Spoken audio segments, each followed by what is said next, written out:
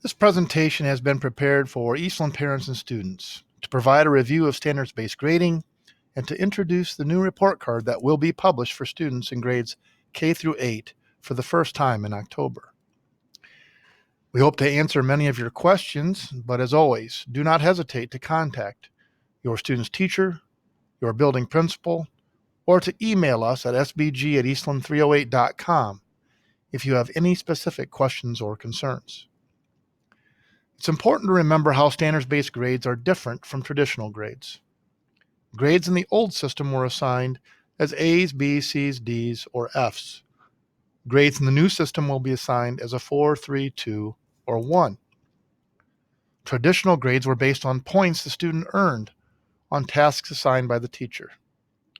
Standards-based grades are designed to communicate the learning that the student has demonstrated so far. And in the old system, the final grade was determined by dividing the total points earned by the total points possible. The final grade in the new system will be determined by the student's performance trend, with the most recent performance having the most weight. The numbers 1, 2, 3, and 4 in a standards-based system are not points, but instead symbols of the student's demonstrated level of performance. A grade of 1 means that the student has demonstrated no evidence that he or she can perform a standard, even with the teacher's help or support. A grade of 2 means that the student has demonstrated some proficiency, but not complete, and that he still needs prompting and help from the teacher in order to be successful. A grade of 3 means that the student can perform a specific grade level standard consistently and without the teacher's prompting or help. And a grade of 4 means that the student can apply any and all of the knowledge and skills included in a grade level standard to solve or explain a complex problem or concept. To understand your student's standards-based grade, remember these keys. First, read the standard carefully and understand it. If the standard is that the student will identify the main idea of a story, make sure you have a clear understanding of what that means, and if you don't, ask the teacher. Remember what each of the 4 performance levels means and how each is different from the others. Remember that the grade at any time is based only on the evidence that the teacher has collected so far. It may change over time to reflect that the student is demonstrating more or less proficiency. Remember that some standards will not have a grade because they haven't yet been covered. And remember that the grade is always a snapshot in time. If the student is proficient early in the year, then the challenge is to maintain or improve on that over the course of the year. If he or she is not proficient, the challenge is to become proficient by year's end. In a standards-based system, great care is taken to ensure that each student's grade is a pure reflection of demonstrated proficiency. And yet, behaviors such as attendance and participation, cooperation, and civility are very important outcomes. Eastland will report on these behaviors separately as academic behavior grades. Teachers will assess students on 3 variables. A grade for respect will assess whether the student has shown regard for the feelings, wishes, rights, or traditions of others. A grade for responsibility will assess whether the student has demonstrated the ability and the will to act independently, to fulfill his role, his function, or to meet duties and obligations to the group. And a grade for readiness will simply assess if the student is typically prepared and attentive to the task at hand. Parents are strongly encouraged to discuss these academic behavior grades with their student and to help them understand that these behaviors are strongly correlated to success. Even if all of their standards-based grades were proficient, if their academic grades are not, there's going to be trouble ahead when learning becomes more challenging and difficult.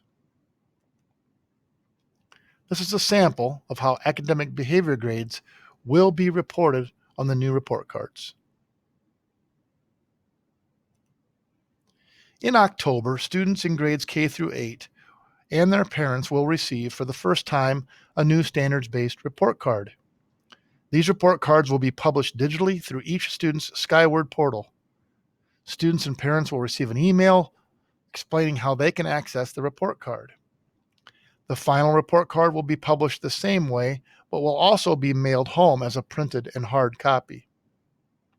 The first page will be a summary of the student's performance in all subjects. We refer to this page as the at-a-glance page because it allows the reader to get a general sense of the student's performance in all of his or her classes. The pages following the summary will contain detailed reports. We refer to these as drill downs because they give the student and the parent the ability to drill down for a closer look and to understand specifically which skill the student is demonstrating and which he is not. Depending on your student's grade level, you can expect to see drill downs for reading literature, reading in the sciences, language arts, math, science, and other mandated or elective coursework.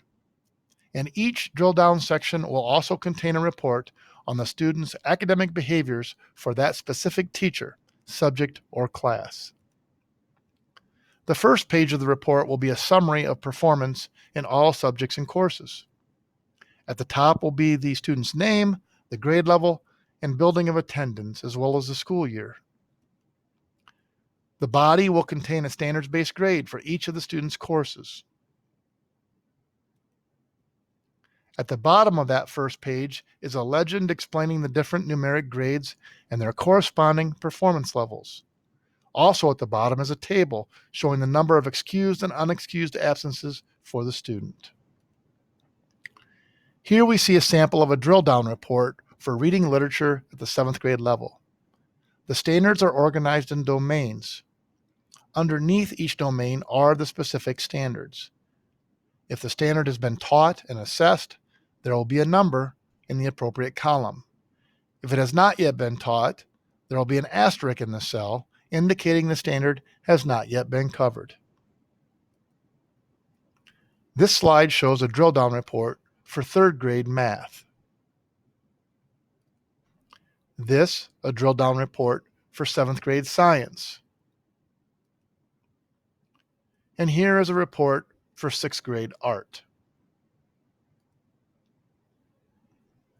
Some final reminders for students and parents. Standards-based learning is about establishing a learning-centered focus to everything that we do. And we do this when we ensure that every teacher is teaching to recognize grade level standards, and then we assess with precision whether the student has mastered that standard. It's that simple. Success means the student can now do something significant and important that he or she could not do before. Standards-based grading is about communication, communicating accurately and with precision about the student's learning. Success is an accurately and precisely communicated message about the student's demonstrated learning level. As we proceed with full implementation of standards-based grading in grades K through 8, we ask you to keep the following in mind. First of all, in most ways, the school experience for our staff and students will not be changing. However, this new system for learning and grading will be different from what you're used to. And while change can be uncomfortable at the beginning, it is inevitable and often necessary. And improving at anything requires that we embrace and make informed changes. And we hope this presentation leaves you more informed and more prepared to make this transition from traditional to standards-based learning and grading. We thank you for your time and for working with us on this important school improvement initiative.